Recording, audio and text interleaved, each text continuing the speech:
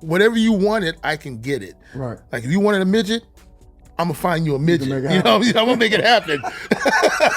I was like I'm your super concierge. What you want? I'm gonna go get it. I get it. We're walking down the sidewalk and his phone rings and he picks up the phone and he's like, yeah, okay. He puts the phone down and he says, hey, I need to see how many are inside that bag. I said, all right. So I open the bag. He goes, 1, 2, 3, 4, 5. Yeah, 5. Okay, we'll see you in a second. This is flip phone time. As soon as he flips the phone, these dudes started coming out of trees, rocks. They was coming out of spot. They was like coming from everything. I'm like, where the hell are these motherfuckers at? Hiding and shit. Like it was like about 25 ATF dudes. I'm living in Hollywood. I'm driving a Buick. I ain't got no gold chain. I got nothing to show. I'm just hustling to pay rent. And I was working at the corporate office of Bank of America. Wow, so I was you cool. at the bank. I was at Bank of America. So this is what the whole thing is like. Dude, hey, officers, just for me to even work at the bank, my shit got to be clean. Right. And I just walk in, it's like about 8:30 in the morning. I walk to my bed, I see my boy, and I go up to him and I say, hey man, remember that stuff we used to talk about, what we would do if we ever got out of jail and we were gonna hang out and things we're gonna do? I go, I just got clemency from Obama. This motherfucker was like, hey, it's just like a movie, right? He gets to the middle of our unit, and he stands up. He gets on the top button, goes, hey everybody, Joshua just got released by the president. We're here for the introduction of In and Out. It's a movement to change the world. It represents all things and all of us at all times. It's about freeing ourselves of any prison. Welcome to In and Out Podcast, where I have dope conversations with incredible people who have been released from some form of prison. I am Eric Gerald, and today I'm talking with my guest, Keldron KPook Joshua, as he takes us along his incredible journey from prison to Paris and tells us how he beat the longest odds and achieved great success. What's happening, homie? How you doing? How you doing? All right, no doubt. No I doubt. appreciate you coming, my man, and sitting down and having this good conversation with me, sharing these amazing stories of your journey and the struggles that you've been through to get to where you at today. I want to give you an opportunity to introduce yourself, tell us about some of the things that you got going on and where you're going, and then we can just start having a talk. Okay, well, my name is Keldron Joshua. KPook is the street name. Definitely been around for a very long time. I'm 52 years old. I may not look like it, but I try to keep myself very young. No doubt. Was born in Compton, California, Hub City, but I grew up in Downey, California. That's the city I represent. Small suburban white town. We were the first black family to move in Downey, California in 1973. Really? Yeah, and my grandmother's still there. So we hold it down. I've been banging on the newspaper out there, the Downey Patriot. I've been banging on you because you need to give some respect to my family that's been there 50 years. Ain't no question. We deserve a little something, and I did some federal time, first offense, right, at the age of 35. A lot of people, it was my biggest mistake, but I've learned how to change that mistake into a bonus. No doubt. So that's why I'm here to tell you that you just got to believe. And if you believe, then you'll be where I am right now. That's dope. Man, where do I start? So to start off, we have some things in common. Yeah. I want to ask you about, what happened when you ended up, getting that time, how you got that time. But I noticed you said you went to prison when you were 35 years old. Yeah. I went to prison when I was 32. I personally believe that for me, it was good for me that I went to prison when I was 32 because I was already kind of formed in exactly who I was going to be. I had a family, I had a wife, I had children. I had already did a few things in life rather than actually growing up in that prison pipeline. How did you end up catching a charge at 35 years old? Were you hustling for a long time in your life? I heard you say it was the first charge you caught. Was that because you just started hustling, or that's just the first time you got caught? I mean, listen, family might be listening. I know my mother's gonna listen to this. I just dilly-dally. I lived in Hollywood. I mean, now what can you say now? But I lived the Hollywood life. You know what I'm saying? So I knew everybody. Everybody knew me. Everybody trusted me, and I trusted everybody. But you can't trust everybody. But that's how it was. But when people wanted something, they knew to come to me, and I was going to get it for them. And I was, it was going to be straight. They knew that everything was going to be great. Okay. But how I caught my case is I dabbed into something that I shouldn't have never dabbed in. Okay. I dabbed into I had a friend that wanted methamphetamine. I don't do methamphetamine. Right. That's not my deal. I'm like I said, I grew up in a white neighborhood. They all did it. Right. Right. I'm a weed head. Right. Right. I've mushrooms and weed. I'm not 60s child. 60s, 70s. I'm free loving. Right. Weed and mushrooms never. But some guy wanted some methamphetamines, and I was like, that's not what I do, but I know who has it. Right. I knew whatever you wanted, I can get it. Right. Like if you wanted a midget, I'm gonna find you a midget. I'm gonna make it happen. I was like, I'm your super concierge. What you want? I'm gonna go get it. I get it. So I just I happened to dip into something that I shouldn't have dipped into, and because I like to succeed on what I do, I just kept trying to make it happen. And the person that introduced me to another person, they say the confident informant. Wow. And he wanted to buy some meth, and then I got him. So I talked to my friend. Boom, we did it the first time, and then they liked it. Then they did it again. They asked for it again. And if when you're dealing in drugs, there's rules and rules and regulations. I'd never forget. My boy when I was younger taught me the rules. Like, if somebody asks for one pound or whatever, and then next thing you know, they turn around and ask for 5 or 10, then you need to back off because that's too much too fast. Right. So I knew those rules, and this guy just kept asking for more and more. So basically, now that I know that he was the CI, he's basically trying to do is build the case as big as it is, so he can take whatever his time was to bring it down. Right. But again, like I said, this wasn't my thing. That's not my deal. They tell me, they call me, I call my friends, I tell my friends because I knew that's what they did. Right. They told me the number they wanted. I figured a way how to put the number that I wanted, and they would just make it happen. But there was this one incident where the guy had called me up, and he wanted 10 pounds. This was the CI? Yeah, the CI called me up and said, somebody introduced you to the CI, though, right? Well, it was a friend of mine introduced me to the CI. But the friend didn't know he was a CI. He didn't know either until I got busted. I'm calling him, saying, you know who that dude was? And what happens, they place this confident informant in this building, in this business. And he got I guess he was just searching, and he got a hold of my friend. Well, he wasn't even really my friend.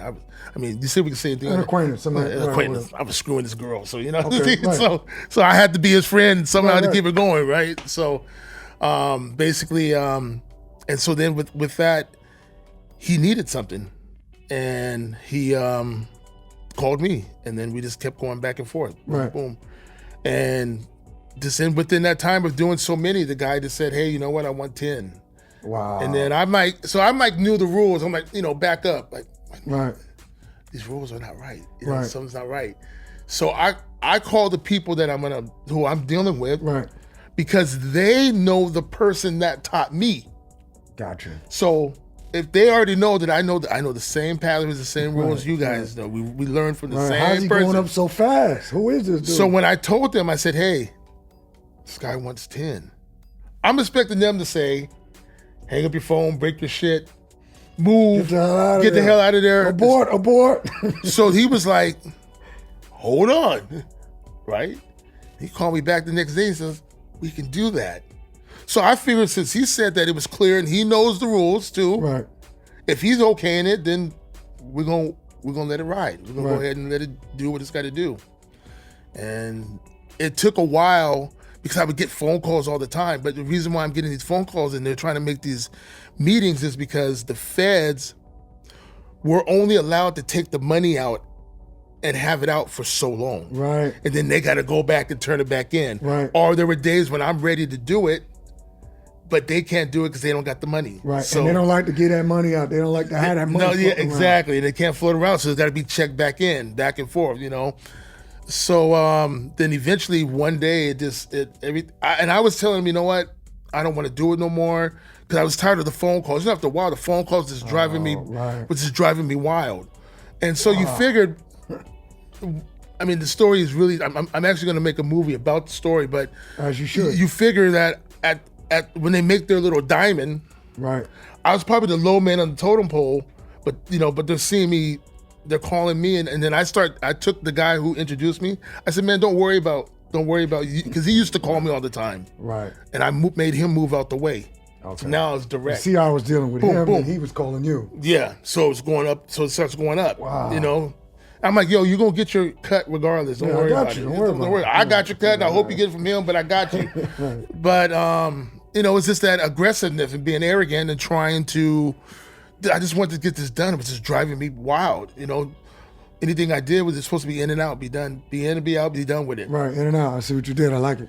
And once I made that move, man, it just put me in a different position. And from what I hear and I read from my case, the confident informant, he was like telling this guy, yo, he's the man that supplies all of Hollywood with meth. Like he's hyping me up. Yeah. So the feds are like, like keep going. Chest bumping and everything. We got him. We got the king. Good job, CI. Listen, man, I'm probably didn't do no time. I'm living in Hollywood. I'm driving a Buick. I ain't got no gold chain. I got nothing to show. I'm just hustling to pay rent. And I was working at the corporate office of Bank of America. Wow, so I was cool. At the bank. I was at Bank of America. So this is what the whole thing is like. Dude, hey, officers, just for me to even work at the bank, my shit got to be clean. Right. So you don't got no dirty jacket on me. Right. But besides that, we kept doing the deals, and then they wanted that 10, and then we had finally arranged a day to do the 10. And on that day, it was just a strange day when I got off work and I stopped at the store and I'm like, okay, I'm gonna buy all this goodies. I'm about to get paid, right? So I'm at the store buying all kind of chicken, all kind of food, everything. It's like, we'll go crazy. It's got to go crazy, right? This is gonna be a celebration. And I go to the market and everything just starts going crazy from that point. When I get ready to go check out, I'm going to go check out my food. There's this little kid, and he walks up to me, and he has like a pack of Hot Wheels, and he takes the Hot Wheels and he just puts them on the conveyor belt as that stuff's going down, and then the checker goes. She says, "Is this your little kid?" And he was like Armenian, right? I'm like, nah. She goes, "Well, he just put those cars on here. Are you gonna buy them? It's like Christmas time."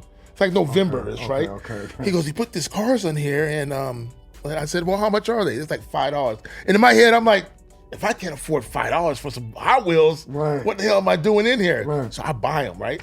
So this is what the cashier says. Oh man, that was so nice of you. She goes, God's gonna do something special for you. Wow. I remember this. I remember her words. She says, God's gonna do something special for you. Okay. Looking out for KPook, looking out for the kid. Looking out for the kid, I do my thing. His mom comes, tries to give me money. I'm like, I don't want the money. I get in my car and I drive to my apartment. When I drive, normally I park in my back, but this time I decided to let my boys park in the back and I'm gonna park in the front. So when I decide to park in the front, the guy grabs his, your peripheral vision. You can see certain things.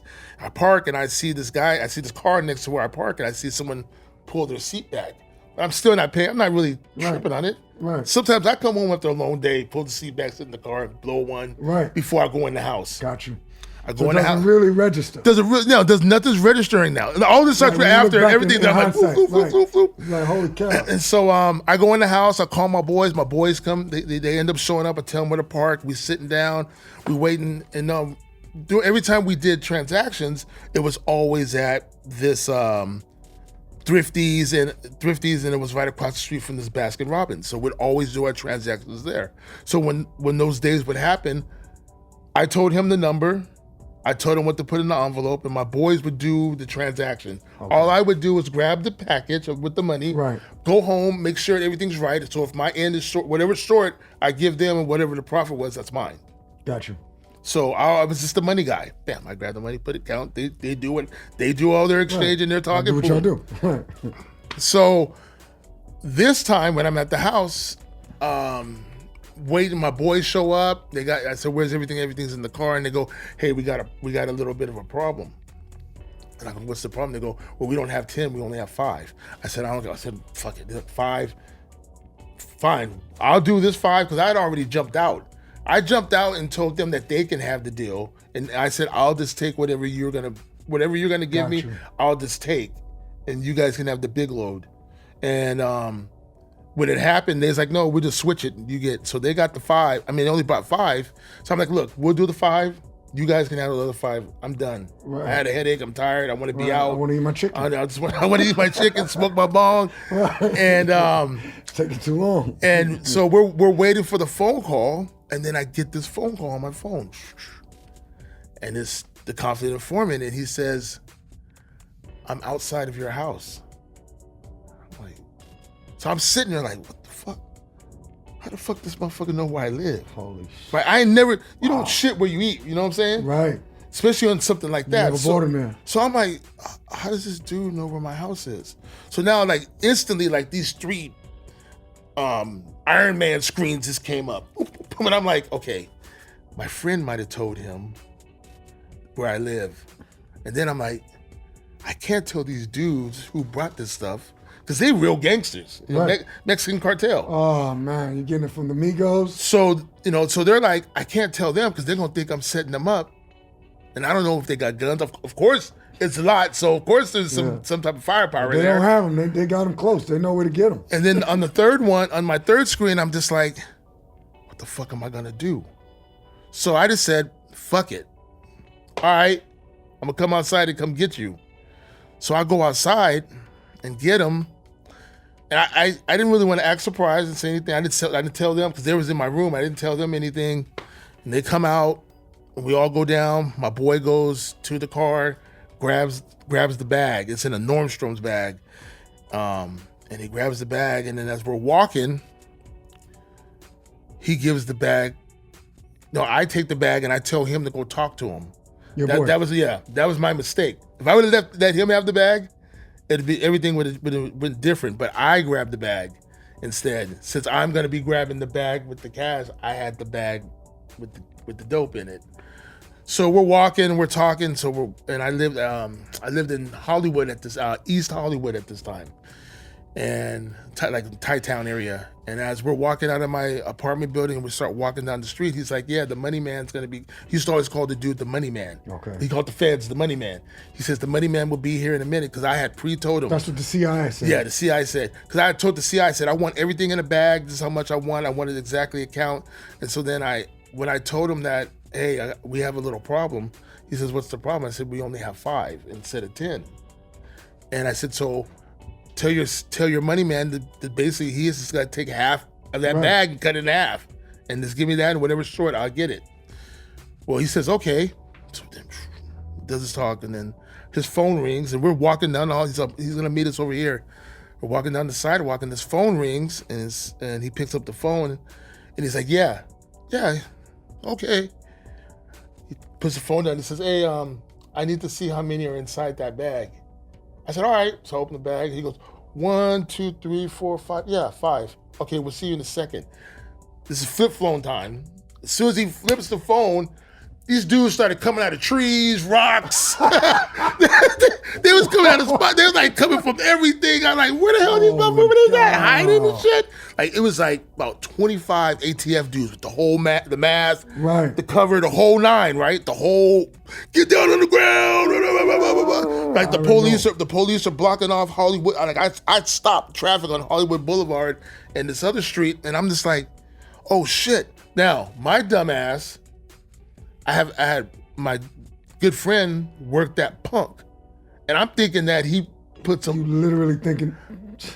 I'm not thinking that. This dude just sent me. This dude just sent me on punk. You got me. Right? All right. Playtime's over. And then I'm sitting there. Now, prior to that, when I used to go downstairs, there used to always be this bum. And where I lived, there wasn't really bums. But there's this bum that would always be in my trash can, right? And I would tell him, "Hey, look, we don't let bums down here, but we got good shit in this trash over here because it's kind of rich over there. Right. We got some good shit in this trash. As long as you don't mess up the trash, you can come and take all day. I tell this bum that, and he has his face like that. And I seen it one time. That was the motherfucker that was on top of me saying, "Yo, KPook, Keldron, Joshua, Pookie," but he named every alias I had. He was like, "You're a big dude," so I had to bring all with a motherfucking shotgun in my head in my dome saying, "You're a big dude." So I had to bring all these dudes just in case you want to fight or run. I'm like, I ain't going nowhere. Like, what the fuck are you talking about? Yeah. You got a gun. I told you to get all the food you want out of this garbage. And I'm looking at him like, this motherfucker, I should have kicked his ass out a long time ago, and then basically from there, they picked me up, me and my boys up. They out there making us, putting the dope all by our face, taking the pictures, all shining, trying to we got a big, clown show. The clown show, right? So when they take me back to my house, they leave us, me in my front yard. So now all my neighbors are out looking. Wow. I got all Armenian neighbors. They already didn't like me. Shit. I'm over here talking to their daughters and shit. Right. They already didn't like me. We knew he was no good. We knew it. Yeah, his house always smelled like weed. Right. And the next thing I know, another guy came and put me in that car. That remember I parked to with the guy had put. I left in that car. Yeah. Wow. And then the dude was sitting there just explaining everything to me. And I'm just like, oh fuck. I'm like, no, this is not happening right now. Like it was at this point, it's not punked.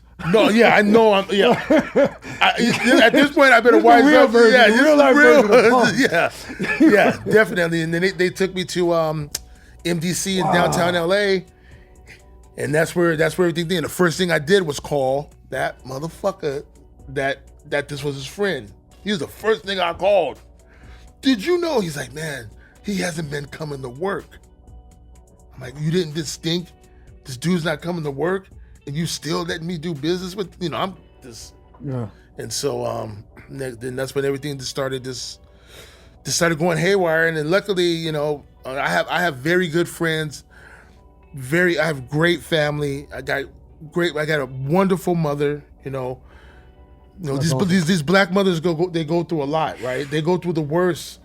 They go through the worst of the worst. So many of them. And the Latino mothers go through the same thing. That's why I get so mad that the black and Latinos don't get along, because we are the same thing. The only thing that happens different is that you guys speak a different language. We speak jive, you speak Spanish. You know what I'm saying? But our mothers cook the best home cooked meals. Boom, boom. Every their daughters are either pregnant or in a gang. Right. Or are getting beat up. That's right. Their sons are either dead or in a gang or in jail. Right. So it's the same levels. But they learn how to keep us away because we're too powerful together. Right. But I go into jail, and I make that phone call, and then I talk to my mother, and I had my friends call my mother, and then I finally got to call my mother, and she was just, of course she's hurt, but she knows her son, she knows me. Right. So she basically, I can just say she took it in the chin, and then came in and she, put her house up, got me bail. Okay, you got bail. I got bail. Wow. They were. It was so cold-blooded that when I tried to get the bail, they wasn't trying to give it to me. Like the prosecutor, this is a female. She was like, he's from Compton. He's been in gangs. Like she's just tried to paint this whole picture to this judge, right? Painting a broad brush on the whole city. Oh, making this look Compton. Yeah, she's like putting it bad, and then the judge asks, "Is anyone here to represent you?" And then my mother stood up and says, "I'm here to represent him." And then she's like, told him he's not from Compton. Like she spoke for me. Right. And then the judge says, because they were trying to say, don't give him any bail. Right. And then the judge says, you know what? I like he thought she just overstated what she was saying, the prosecutor, and he's like, I'm gonna give you bail. And then he explained to me, like, if you do anything wrong, we love this. We love taking people's houses from them.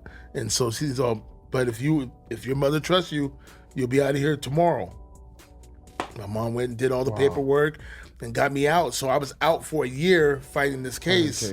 Fighting the case for a year. Nobody, like, what's his name? the guy that helped OJ. I don't even remember his name no more. Robert Shapiro? Johnny Cochran? Johnny, because you know Johnny Cockring. Johnny. He was like, I'm gonna help everybody. You know, I'm gonna help everybody. If you're black, I'm here to help you. Man, I called Johnny. Johnny was like, I ain't helping you. Right. Johnny like hung the phone up on me. Wow. Nope. Johnny's like, feds? No. Right. Oh yeah. He could probably win a state case. Yeah, Not the same. he's like, feds. Fed I can't come with that. I can't come with that Don King talk with the feds. You know what I mean? So he said no. Some other people said no. I had a friend I went to high school. I grew up with. He had just became a lawyer, but he was just too young. He was like, man, I can't do this. I'll get you probably under 6 feet under by the time I get done talking. So I had to go and use the public defender. Right. And which the federal public defender's office, sometimes they have private attorneys, and sometimes you may or may not get a good attorney. So I ended up getting this public defender, and this public defender was his name was Anthony England, and he was the second best public defender, and he was African American too. Dope. And he was like, but he was on his, you know, kind of almost on that lazy, I'm about to get out of here situation. Right. Retirement, but he took the case, and I remember he was just sitting there, just looking at it, you know, and me, I'm like, damn, I never done this. And he was like he was reading his newspaper, and he's like, first offense, you'll probably do about 8 years, and maybe we'll get you the drug program. And like, he not knowing it, but he's just listening. That's going off the top of his head, right? You know, like kind of cocky type shit. And every time I would go into his office, he would always just like, everything's cool, don't worry about it, you know. And I'm like, man, I need to know this is my life. I've never been through this before. Right. You know, like, you just like mighty casual. He's got your feet and just chilling. He's hitting on my mother. I felt like he was hitting on my mom. Man. I'm like, hey, Mom, what you got to do? Right. Get me out of this. Listen, me and my mom have the greatest relationship. She had me when she was 15 and a half. So we're like brother, sister, son and mother, you know what I mean? And friends and best friends. So we have this great dynamic of a relationship. So I can say funny stuff about her. We just roll with the punches. Right, no doubt. And but he was like saying, hey, you know, this is, you know, we're gonna get you this time. And then he didn't really look into my history. So in my criminal history, I had traffic tickets. That's crazy. So the traffic tickets raise your criminal history? Technically, the feds are not supposed to use your traffic history unless it's felonies. And all I had was driving unsuspended license. Right. That's like a city ordinance or something. But they wanted me, their number, they got to keep those calculations.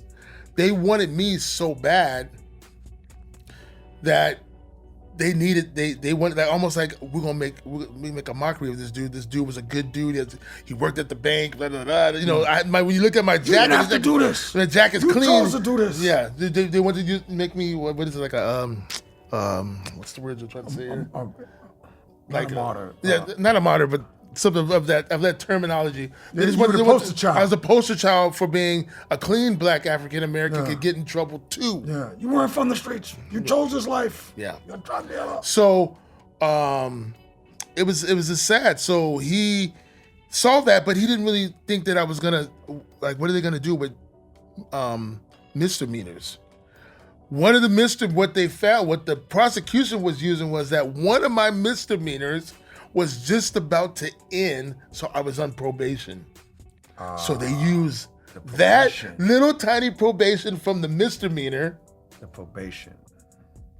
To knock your head off. To knock my head off. That's something that small. Wow.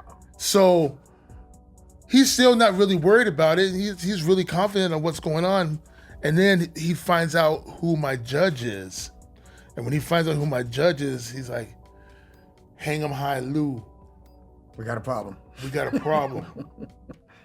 Houston, we have a problem because this dude he's gonna give you the max. Well, here's the thing. Lou was so now I start doing my history. I got to start digging. I got to know what I'm going up against too. Right. If you don't you live this your life, so you better do homework no question. on your life and figure out what type of judge you're dealing with, what type of people is he going after. So when I started doing my homework on him, first Asian judge. Elected by Ronald Reagan. Ronald Reagan. Oh shit. The war on crack, say no to dope, the Nancy Reagan, the whole Batarams, all that shit, right? So I'm like, oh shit, I'm fucked. This is a straight Republican. Right. Straight Reagan is, he came from the crack era, so black is bad in his mind constantly. It didn't make it any worse that my girlfriend and her family was there, and she was Korean. So now, he's he's just like, you fucking with my people? He's probably just like this. We're going bad. We're going ham on this dude right now. I don't care if I am Chinese. We're about to go ham on this dude, right? So my lawyer's like, if it was any other judge, I'd probably get you 8 to 5 years to be in and be out and be done with it. He's like, but we're gonna have to fight with this dude. And this dude was mad at my attorney because my attorney beat him once before. Oh, man. So I was already coming in. So he's like, man. So now I'm trying to figure out what are we gonna do, right? We got a time limit. So are we gonna take this to trial? Or am I gonna take a plea agreement? What were they offering? The worst plea agreement. Like he called me in the office one day. He says, "Look, I got a plea agreement," and he held his breath. And he says, "But it's the worst plea agreement that they can offer." Like, and I'm sitting here thinking it's like those TV shows. Well, I'm gonna tell them this. I'm gonna say, "Oh, fuck you! I want this, and we're gonna make this. If you want me, we're gonna make this happen, right?" Nah, they gave me an open plea. Oh, the worst plea agreement that you can ever get. Right. Because it's basically you're saying, I'm going to accept this plea bargain. At the mercy of the court. And so whatever number you give me, I've already said, I'm okay with it. I'm okay with it. And you got a judge that's not going to show mercy. So I go, well, what's our opportunity of him giving me what you said that I'm going to get? And he's like, it's going to be hard. So I go, so you're basically telling me I got to be on this high-ass mountain and Tiger Woods is going to hit this ball and it might get a hole-in-one? Is it that? Are those my odds? He's like, those are your odds right now. And I was just like, fuck. I was after that, because I was still working, because I got out, I kept working everything. And after that, I said, fuck that shit. I'm about to live my life. Because I was out for 9 months. Right, so I had the ankle thing on my leg, and I was just out, and boom, boom, boom, and next thing you know, when the judgment came, it was just like that day, and he was like, okay, blah blah blah blah blah, such, and then I'm over here, praying and telling it's like I'm apologizing to United. I'm like, Your Honor, I'm very sorry. My name is Keldron Joshua, United States of America. I promise you, I would never. I'm coming. I'm coming with the. I'm asking America for thank you. Please forgive me. Better say it.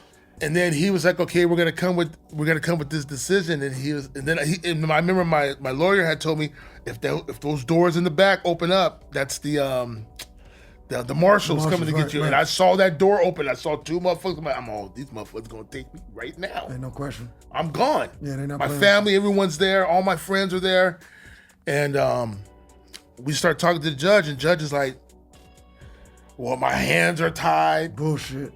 No, they're not. And here's what's the big thing. You always know whoever goes first is always gonna get hit dead in the head. Right. So my lawyers and the other dudes that were with me, their lawyers were all trying to see who's gonna go first. So my lawyer's like, we're gonna sit back because you got the cleanest record out of everybody, and this is your first offense. Yeah. So we're gonna make you go last, because by the time he's already hit everybody over the head, he's gonna look at you and go, oh, okay, well, all right, slap on the wrist. But it didn't work like that. My black ass went first. And that motherfucker came with the wind up.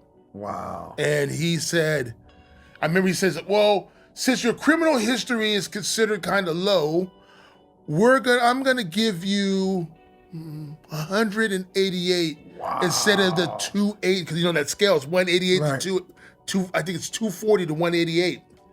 Either way, he goes, I'm gonna lower it. So what he did was move it to the next category, but then he gave me the high of the next category, which would have been the 188. Gotcha. So either way, I was getting fucked. So so he put you from 151 to 188, and he gave you the high end. Gave me the high end. Which was 15 years. What was it, 7 months or something crazy? 15-8. So I'm sitting there, and I'm like, looking at my lawyer, and I'm like, I'm like, That's oh man, a lot of months. I'm like 188. Oh, I could do that with my hands. I'm thinking 188 days, right? I didn't know the feds those are months, right? And I look at my lawyer and he's like, he did like he drew like a division sign and said, this is how much time you have. This is what you're going to be doing, and I was like, what the fuck? And I remember I asked the judge, I'm like, Judge, this is my first offense. Like now I'm panicking. I'm in panic mode. Yo, Judge, this is my first offense. I said, I can't do that much time. He's all, did someone tell you were gonna get another number? And then my lawyers are sitting there going, don't say I gave you a number. He's like shaking his head. And I'm like, no. And the judge is like, well, this is what we come up to, blah, blah, blah, such and such. And I'm like, my grandmother's old. I said, my mom, I said, these are all my friends. I go, Your Honor, have you ever went back to a reunion 10 years or 20 years later and you don't see some of the friends you don't see anymore? Or they look completely different and things happen to them? I said, that's what you're about to do to me. I'm 35 years old. When I come back, I don't know where my friends are going to be. I don't know what's going to happen to my mother. You're giving me this much time. And he was just like, he's like, well, I can't. My hands are tied, such and such and such, blah, blah, blah. And then I see the marshals and they're like, we're getting ready to arrest you now. And then he called a meeting for the prosecution and then and my attorney to talk. And I was just standing there looking at him, and it felt like Jeopardy. Like I heard the Jeopardy music playing. And when they turn around and come back, he says, okay, well, this is what I'm going to do. So I don't do this, but I'm going to give you 90 more days of free time so you can handle all your business and all your affairs. And we will tell you what prison that we'll let you self-surrender. Wow. So I was like, all right, like 3 more months, you know what I mean? Like, I'm like, right. 90 more days, I'm gonna live that 90 days to like it was nothing. And then my mother had told me, she said that the prosecution had went over to her and said, we didn't ask for this. We knew your son wasn't that dude. They told her that they didn't ask for that. They didn't ask for that number. Wow. So lying. That was him. He's a liar. Of course they are, But specifically him at that time. At that time. He was lying. So when we walk out, everybody's crying, everybody's upset, crying, they're sad, they're giving me hugs, and we get in the elevator and we're sitting in the elevator and everyone's like, I'm in the front of the elevator when the door opens and everyone's making all this sound. And I turn around and I'm like, what are you guys crying for? And they're like, they're all sad. I'm like, we got 90 more days. Let's live. We're going to party all 90 days. Every day is a party, right? And then they just like, they were laughing. They just started laughing. Like, I mean, shit, what we're going to do? Then we just came back and from that point right there, I just started just taking care of everything, like, I got to lock everything down. Like now I got to mentally get myself ready for prison. Like, I'm like, my boy, he was doing, MMA, and he's like trying to teach me shit, and he's like, man, you need to change your name. I'm like, oh man, I'm trying to think of a name. I'm like, oh man, you know what? My name is Brock. I'm ready to rock. I'm trying to change my whole persona and shit. Like I'm about to go up in this, because I actually wasn't as the size you see now. I wasn't. I went in there and when I was in there, I was like all in shape, like 250, 260. But my first day there, my first week there, I tore my Achilles. Wow. Popped my Achilles playing fucking football. Man. Right? Popped my Achilles. So now my first year in prison is in a wheelchair and in a cast. Wow. And then all of a sudden, that's when the stress eating, all that shit. Cause now I can't move. I'm sitting there just eating and I'm in a wheelchair and first to go out for lunch and everybody, that whole, this is my first year. So I went up to almost damn near 400 pounds. I just fucking blew up like a motherfucker. But that was the stress. I had dreads like my man over here. I had nice dreads. But every morning I wake up, there's be a dread on the pillow. Stress. Wow. The stress, that stress kicked in a whole different way. It like just came in, it's just weird. I was already confident, but once the Achilles went and I'm in a wheelchair, that's when everything just started falling apart. But then I just had to like I said, we're human beings are chameleons. You just have to learn how to adapt. I'm about to be here for the next 15 years, so I'm gonna have to learn the flow of how this shit works. Right. And And, you know, you got the people that's always hating and people that's talking about you. They don't know if you're a narc. They don't know, you know, you got to go through all that little bullshit, right? Right. And it's a funny thing, I was just telling someone this story today, because I really don't tell this story. But it was just crazy of my, after my third or fourth year, it was just crazy about my position, my grand position in that prison. I was like their shot caller I was the guy who was in between the staff and the inmates. Like if the inmates needed something, they'd come talk to me, that the staff, so I could talk to the staff and tell me, hey, we know that D unit's got fucking smoke over there. You been to go tell them, are we gonna lock this whole place? Then I gotta go over to tell them, look, man, they know it's here. Right. Just keep that shit low. Right, y'all doing too much. Yeah, so you about to get us all fucked up type shit, or all of a sudden someone will be like, oh, my parents just came from Mexico and they're here to visit me, and this might be the last time I ever see them. They don't got no paperwork or nothing, and then I'm like, gotta talk to the captain and like, yo, it's only one. We'll give them this one time. But you know, I had to. All that stems from. Everybody has their own plan on how they're gonna do prison. There's no, let's do prison for dummies 101. Right. There's no book like that. You know, just like there's no book to tell you how you're gonna raise your child. Right. There's no way. There might be some out there, but you got to do your own thing. And I'm like, I'm gonna have to figure out how I'm gonna do what I do. I know what I do in the streets. I'm a politician. I talk to people. I like to make things work. I'm trying to negotiate stuff. I'm trying to do things. So what I started doing was, I started talking to the staff, and I wanted them to not know me as a number, not as a number, but as my name.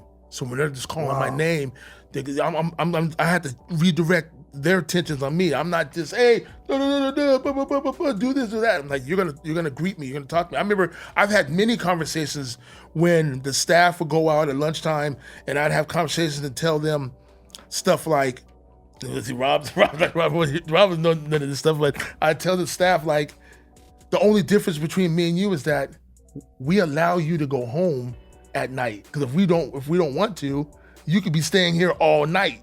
But we allow you to go home, and I tell them, hey, if I would have known and someone would have told me that I can get paid 6 digits to babysit men, what the fuck y'all doing? Y'all should have told me this is the perfect job for me. Right. Like I would have been, hey, you gotta do whatever, just don't kill yourself. Right. Don't do no shit like that, you know? Don't bring no attention to like I sit back, like I saw that, I started looking at the business, I'm like, damn, this is, where the fuck was I?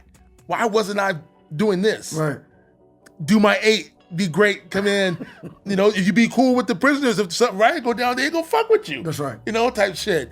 But and then we've had some asshole inmates. I mean, staff. Right. We had a guy named, I don't know if my man Rob, remember, we had a guy named Mr. Colangelo. He was like a little small Italian. Everybody hated him. Staff hated him. Everybody hated this dude because he was just that asshole. Yeah, and he was part of the union, whatever, the main guy, bullshit. And when he wanted something done, he was short little dude, used to always hit the back of his jacket when he walked type shit, you know, like Napoleon type shit, right?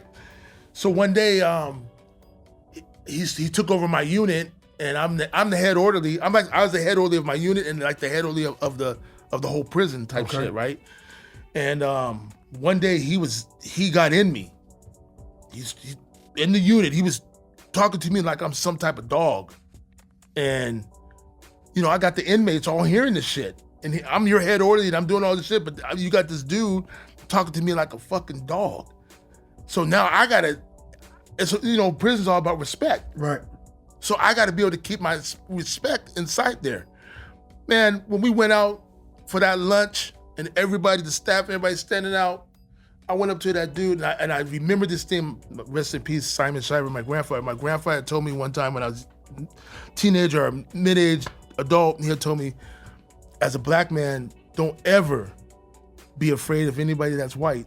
Make them look you dead in the eye, and they're gonna see all the fucking anger and the hate that you have, and that you will kill them when you look them dead in their eyes.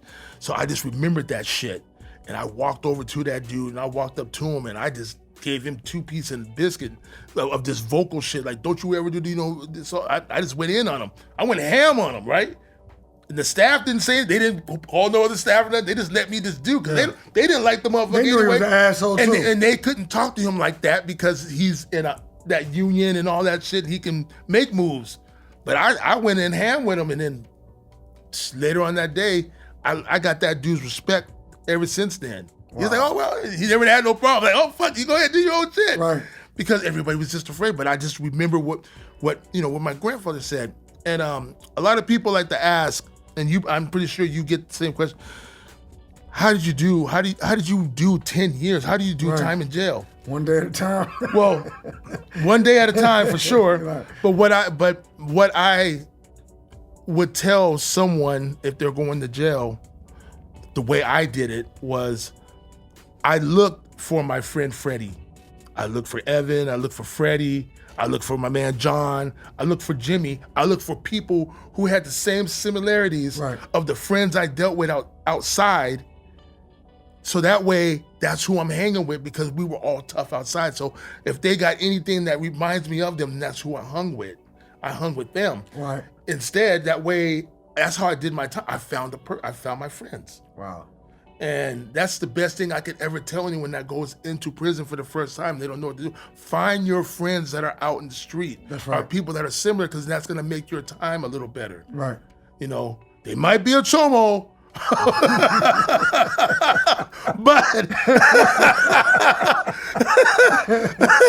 but you know, you're your friend. You're their friend until you find out. You gotta get the fuck out, right? But I did my time like that. You know, I figured it out, and there was times where, like, when new guys would start coming in, I would, you know, just say a South Sider would come in, and he's from a certain part of the South Side. I would have to, but they don't want to be with the South Siders. They don't want to fuck with them, but they're from their area. Right. So I would go to their car and tell their dude, hey, your dude's with me. I got him. I'm going to get him a job. He's going to be waxing floors. He's going to be on my baseball teams or whatever sports. He's going to be on my shit with me.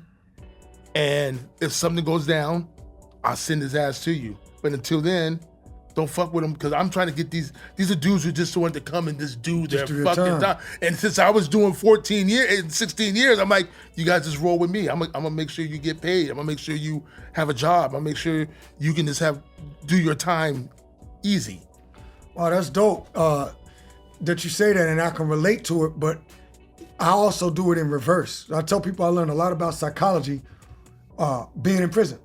And there's so many different people. And now when I'm at home, and you meet different people, I could put them in the categories of other people that I met in there. Right. And I'm like, oh yeah, this is this dude, this is this dude. Because you meet every personality type and character type that you could imagine when you're in there. And then, you know, you got people that's real, you got people that's faking, but you just get more adept at being able to identify those different traits in people, because you're dealing with so much when you're in there. As soon as you got out, you was able to tell who was with the bullshit and who wasn't. That's what I mean. Exactly. Immediately, like, oh man, this guy, I got time for this. I remember him. I got time for that stuff. But you know, I just told someone last night, I was like, hey, I love my friends that I have now, and they've been around for 20, 30 years, but I'll trust an inmate from the feds faster because me and him been through some shit that we sometimes don't even want to fucking talk about. That's right. But we will, and he'll have my back no matter what color he is. If something went down, he's gonna have my fucking back. That's right. Just on GP. So it's almost like being in the military. That's right. They're controlling 100%. Us to be all in one. Right. It's structured off of the military also. Yeah, it's structured. Yeah, definitely. 100%. Definitely structured off that. With the SIS, with the lieutenant, with the captain, everything all the way from the top down, COs and everything is structured just like the military. It's based off of that, the whole system. Within time though, but I did, you know, that's that story. But in time, I just started doing my time, and then these laws just started changing. And that's right. Tell me about that. So laws just started changing. You know, you always like, get your hopes up and all kind of shit like that. Oh yeah, Inmate.com. Everybody tells you they're bringing back parole. No, they're not. People Davis, the congressman from Illinois, he just lying to his district to get votes. Did you get the lawyers from the prison lawyers? You know, they're doing everything. Oh man, it's all this crazy shit. But my another lawyer, his name is Andre Townsend. He gave me a call. Well. He gave me a call, and he kind of just took over my case, because now it's 2016 and they're looking for President Obama's looking for people Wow. to give communion from doing prison time. They Right. get some Commutation. time off, commutation, right? So, but you had to have these certain qualifications to do it, and I didn't make all the qualifications. Oh, you did? Okay. No, it was like 5 you need, and I think I only had 3 out of 5. Okay. But what was strange was, I remember one day I'm there and they call me, boom, they tell me to go to the doctor, and they wanted to hey, can we take your blood test? And she's looking at this paper.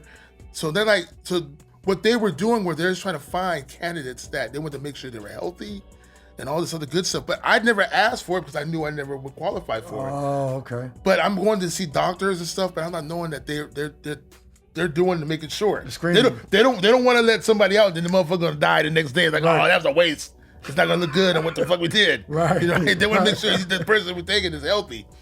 And all that stuff, the things just started happening. I got to sign in. I'm getting phone calls from my attorney, and my attorney is just telling me, hey, what would you do?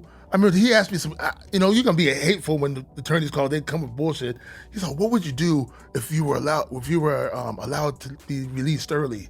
I'm like, man, that's some stupid shit. You know, like, I ain't going to be like, I'm like, giving him an attitude. And hung up the phone. Then he called me back a little bit later. Yeah, because I didn't want to hear that shit. Right. You know, didn't want to hear that Stop bullshit. playing with my emotions. Yeah. So then time went on and went on some more. I'm signing papers, seeing these documents. Sign here. Yeah, you know what you're doing. You just sign this shit, like sign your life away and shit.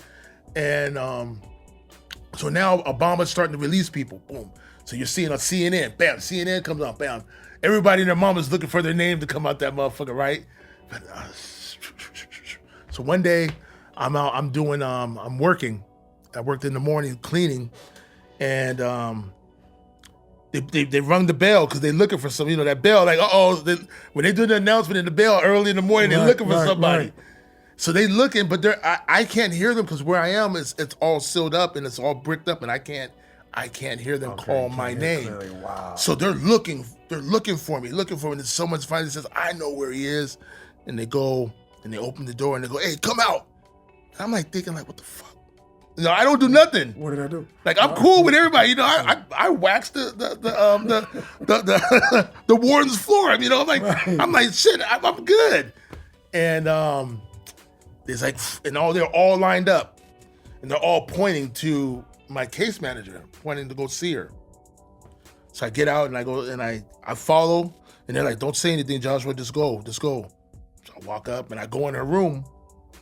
When I go in the room, and my case manager was beautiful, Miss Matagi. She was beautiful.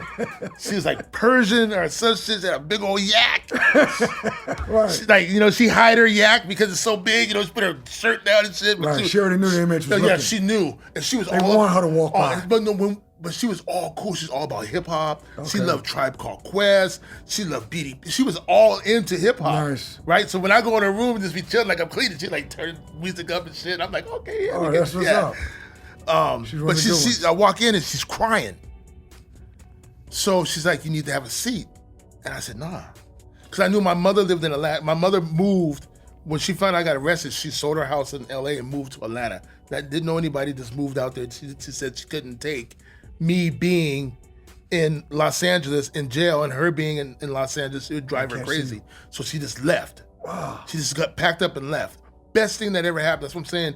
God is great, man. I'm telling you. All the time. God, the universe and God are always watching it, and they do plays that you don't understand until later on.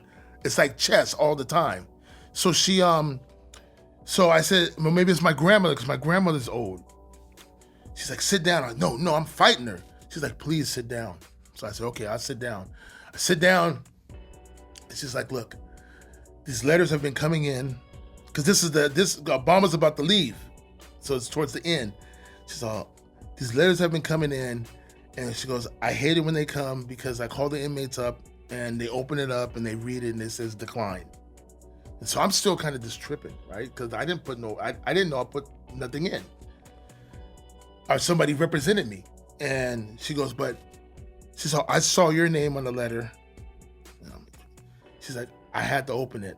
I felt something good was going to be in this letter. So she goes, so forgive me for opening your letter. Wow. So he hands me this letter, and I open it up, and it says, it's a big seal from the White House. The Justice Department, right?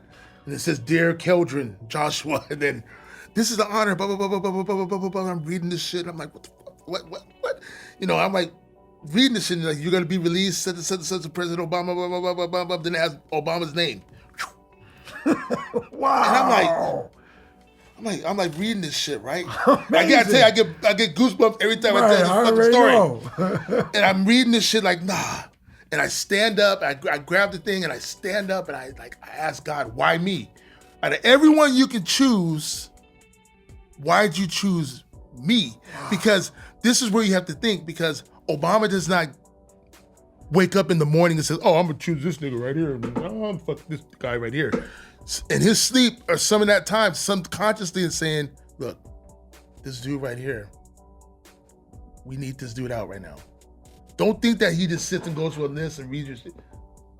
There's a spirit that tells something you, to touch. Yes, we ain't got this guy. We want this one right here. So when I do that, I'm like, oh shit. I'm asking God, why me? And then she's crying, I'm crying, I'm hugging her, we dancing, like we doing circles. You serious? Dude, I'm telling you. And we're the only ones in this room doing this, right? And then I'm like, happy as shit, dancing. And then I said, I gotta call him.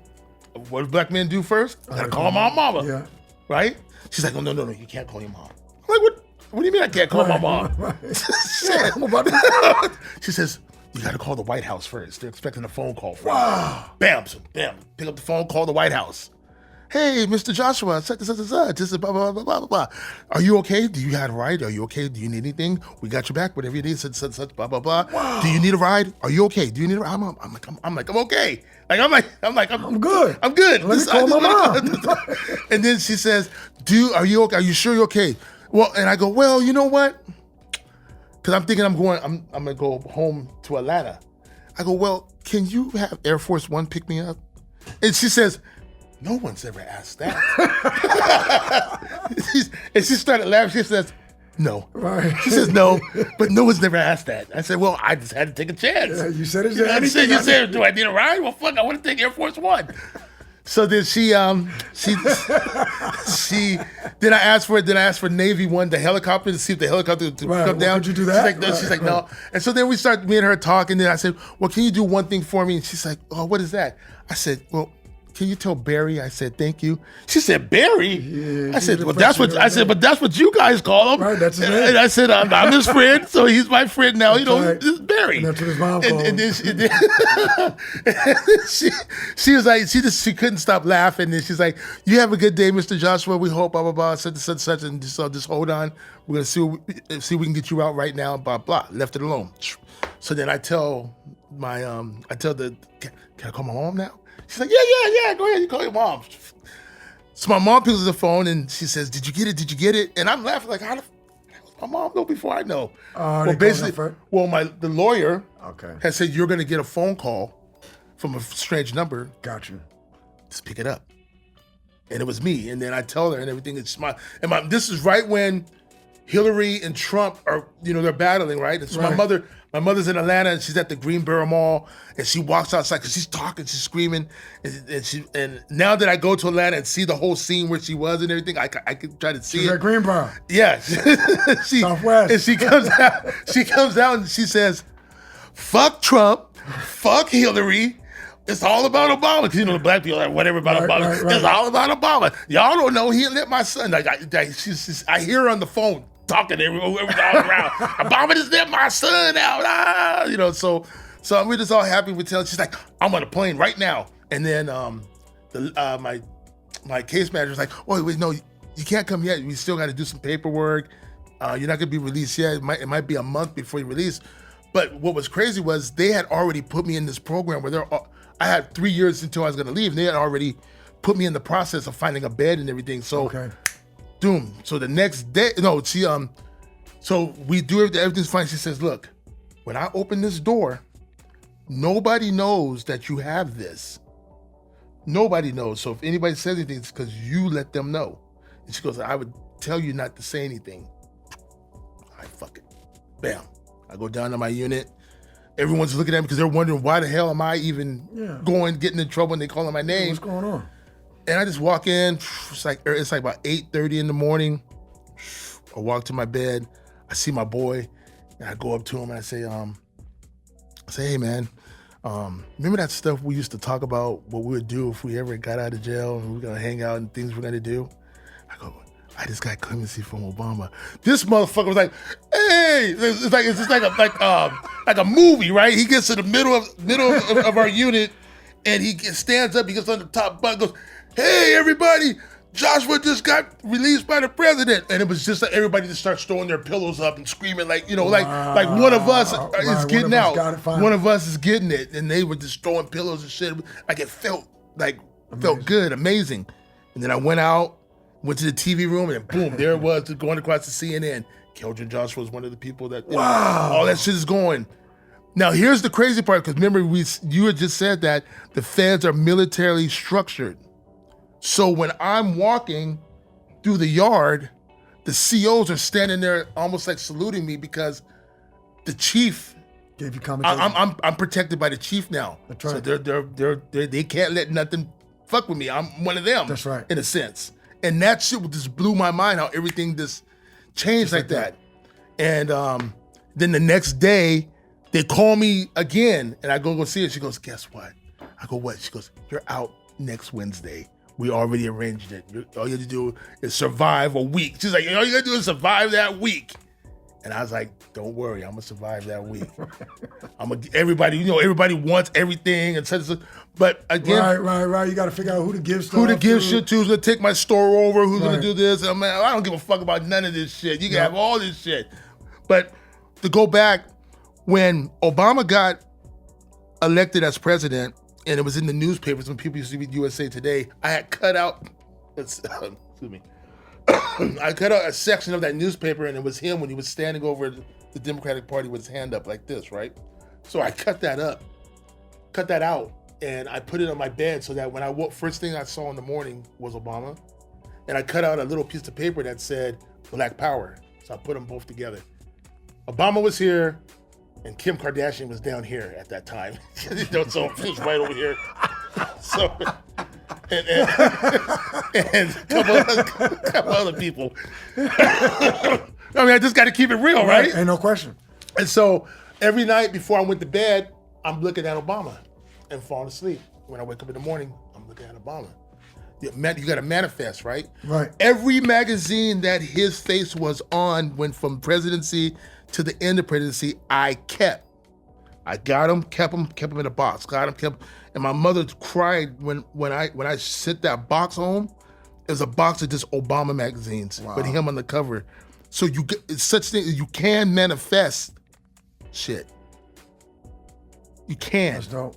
So right now, I'm trying to do a TV show that I'm going to put together, which is called "I Never Had Dinner with the President." You're doing a TV show that you're putting together. Well, I'm doing a TV show. It's going to be called "I Never Had Dinner with the President," and basically what I'm going to do is I took that from when Ice Cube talked about Eazy-E going to Ronald Reagan's party. Okay. So the "Never Had Dinner with the President" is basically I'm going to go out and find as many people as I can that Obama had let out of prison and ask them, see how their life was in the beginning before they went to prison, then see how they are since they've been out of prison, the 7 years that they've been out of prison. And if they had an opportunity to say something to Obama, what would it be? That's dope. And that's what I'm going to try and do, because now that this guy is free, he needs to hear these thank yous, because he can't hear them at the time and everything's going crazy. But right now, he needs to know how many people's lives he really touched. We just want to say hello and say thank you to you, because you don't know what you've done to our life by letting us out. That's deep. I like that. I love that. So I wanted to, I feel that by the way that I got out of prison through him, and by him being the first black president and letting me out, I don't care what anybody says about you. You always gonna be my black hero. You are my superhero. You know what I'm saying? Because you did something that I didn't even expect to happen, and I was the chosen one for you. So I'm gonna pay it forward and try to help other people and try to keep everything in a positive mode and express and explain what the prison life is and what you can do. Because it is one thing that people don't seem to really understand and don't talk about, but us as ex-felons or any type of prison, they're so quick to talk about PTSD from people that go to army and military and 100%. fight, right? But they never take the time to figure out that you give us PTSD. We have PTSD, and some of the inmates, I mean, it's hard for you to admit it, but once you admit it that you have PTSD, then you'll feel a little better, because seeing those same colors, eating those, I mean, I ain't gonna lie, some days on Wednesdays I fucking crave a hamburger. Right. You know what I'm saying? Like I still get sad. Right. I still get fucking sad on holidays because I know what these motherfuckers are eating or what they had to do to clean their unit so they could be To the this first day. one. I know it. I'm still with my brothers of arms out there. You know what I'm saying? So it hurts me. Like, I'm like, damn. I'm like, fuck, man. Thanksgiving, like this time right here, these motherfuckers are going crazy over a bag of cookies and candy. Right. Like they've turned us into fucking kids. Right. That's right. You get to have steak on New Year's Eve or New Year's Day. On New Year's Day, and we One get time more a we year. get happy with that bag, and we'll hold that bag for 5-6 months, and won't let nobody. We want trading. Oh, I trade you this sucker for that. You know, they turn grown ass men to fucking kids. That's what they do. They mentally try to beat you up and break you down, but you got, like we said, you and I went in at a late age, Right. so we were already set on how we were gonna be. All you really did for us in there is give us more game and figure out what we're gonna do when we get the fuck up out of here. Right. And since then, that's what I've been doing, just trying to get things together. Well, I have been getting things together, and like earlier we had spoken on Paris. I wanted to ask you about that. Man, it's going good. We need 3 more hours. We're gonna have to do another one. Yeah, no, anytime, man. I it's know, going man. fast. And that's so well said. And every, like, I talk to a lot of people and I get a lot of good stories, but that's like, yo, you gave some real jewels, because some of these thoughts I've thought before, but some of them I haven't, and you just brought some out that I didn't even really thought about, like specifically how they give you a little bag, like a little grab bag, like you're a grown man. With family, and you happy because they giving you a damn bag of some goodies because it's Thanksgiving. And that's what they supposed to be. They treating you good by giving you know, by doing that. And then I remember the bags went from this to this. Yeah. I can only imagine what those motherfuckers is getting right now, right? That's right. Well, the federal prison only takes away. Somebody told me that when I was in there. They was like, listen, they always going to keep taking. They never give you anything. The bag will never get bigger, only smaller. Yeah, it's only going to get smaller and less things. That's all the right. time. They take more privileges slowly over time until you don't have no privileges. And really, I stress to other inmates that are listening to this, listen, man, if this PTSD shit is real, okay? 100%. So if you feel, I'm gonna tell you the truth. There's been days when I go home and I just cry. Right. I've been in my room just crying, right? No question. Because No, I got to be strong as I can. But there's times where it messes me up. Right. You know, I've already evaluated. It takes 2.5 years just to get 1 year back. So I'll never catch up to those 10 years you took away from me, or I took away from myself, that you took away from yourself. Always remember, it's not their fault why you went to jail, it's your fault. So once you accept that you did this to yourself, once you accept that, then everything's gonna be open. Your life, doubt. you can make better judgment calls on your life. So that PTSD is really the truth, fellas. If you need to see somebody, see somebody. Don't be embarrassed. Your ego will kill you. So don't let that ego kill you. Go see somebody. Go talk to someone, and make sure that it's okay to cry. It's okay to take some time off. I've gotten people that come out of jail and they call me up and be like, "Yo, KPook," I'm like, "Look, take your time. That's right. Just do it ×2, but take your time, Yep. because you can't slow down. That's right.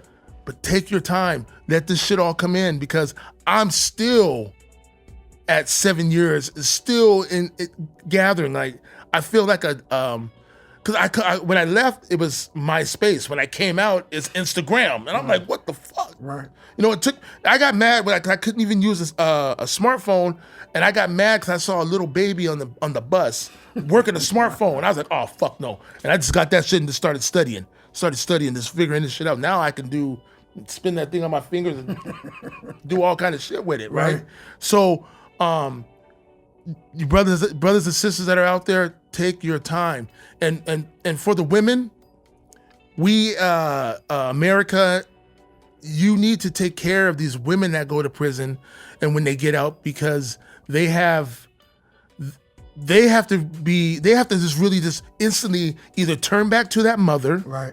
turn back to that daughter, turn back to that auntie, you know what I'm saying? And half the time, or turn back into that wife, and half the time when they turn back to that wife or that girlfriend, it's the nigga that they with is the one that put them in jail. Right. So we need to really put more funding to the women that get out of prison. No doubt. It's just imagine what they got to go through, especially when they have to, if they have children out there, or just dealing with just different elements that we don't have to deal with as men, even just like with the menstrual cycle. It's just different things, the type of care that they need that they don't have. And it's listen, the criminal justice system, especially in the United States, it's a tragedy. We could do a whole episode on that, and it wouldn't be enough time. But we don't have a lot of time left. But I want to just tell me a little something about, and tell them from prison to Paris. Okay, prison to Paris. Listen, prison to Paris is me coming out of prison. I did the 10 years in prison. 7 years after being in prison, I've went on my first journey to being in Europe. During the same time you were there, I probably bumped into you. No doubt. Because I was there May 26th to June 29th. Wow. So it was just an experience for me. I always felt deep down inside that I'm not going to be free until I leave the country. And I'm going to tell some African Americans out there, black people out there, that Europe loves us. And they think by us staying here, this guy told me this. He said, listen, man, he goes, the reason why the European blacks don't support American blacks is because they say you guys have been freed, but you guys are still running on the plantation. Wow. And I was like, I started thinking about it. God damn, we are free, but we stay here and we take all this abuse we get, so it's like still being on the plantation. Right. But we're just chainless. So look, man, prison to Paris, it woke me up. I ate good food. I just got to see the world. And the best thing about it was I took my mother. I got her a ticket. Okay. I got her a ticket and I told her to meet me in Paris because her favorite MC is Nas. And I wanted to surprise her and say, look, first I'm gonna surprise you by taking you to Paris because you've been behind me, you've done everything for me. She took me to my first rap concert, so I'm gonna take her to her first rap concert in Paris. And why wouldn't I? If it's my first time going to Paris, why wouldn't I take my mother? Right. She without her, there's no me. That's right. And all the support she gave me. So people out there, love your mother to death because without her, there is no you. You know what I mean? So, but Prison to Paris is this me traveling the world. And when you see the film, and I hope you guys all support the film because the film is really about us prisoners getting out and doing something with our life. Wow. Doing all that time and saying, hey, you know what? I'm getting out of here. That's right. And I'm gonna come bring it back, and I want you guys to see this movie so you can get inspired to leave the environment. You don't have to be in the same environment all the time. Wake up and smell the coffee. Yo, I love it. That's dope. And last but not least, just give people an opportunity to, you already gave some real good words of advice on anybody out there that's listening, like you said, what you can do, even if you've been through something when you come home from prison, even if you didn't have to go to prison, you could always turn it around. Your life is never defined by any one event, but tell people where they can find you and anything else that you want to say. Listen, you guys can call me, and you can call me or you can email me, you can Instagram me, KPook, KPookDAMAYOR, KPook the mayor, KPook Josh at Gmail. Listen, I'm here for you because I'm trying to help you guys support. I'm going to support you, and I'm going to be whatever you need. And look for Prison to Paris. And I got a couple other more things coming out. The Black Brady Bunch, the Black Threes Company. I'm coming with some real deal. And I'm trying to just bring likeness of happiness back to America. That's dope. That's dope. Y'all heard from it. Once again, we got another beautiful brother here. What a blessing. He was blessed. He showed you how God can work in many ways, how his life changed in an instant in more ways than one. At the beginning, when he ended up in prison by a decision that he made, and then at the end, when he least suspected it, Obama gave him commutation and he was able to come home. So the brother told you where to find him, from prison to Paris. You know it's dope. You heard him speak. Once again, you know where to find us, but keep looking, keep tuning in, keep checking us out. You know where to find us on all social media platforms. In and Out WW, that's INNOUTWW. Check us out on all social media platforms, wherever you find your, wherever you find your, what is this we doing? Wherever you find your podcast at, INNOUTWW. We appreciate you for tuning in, and now we out. Peace. In and out.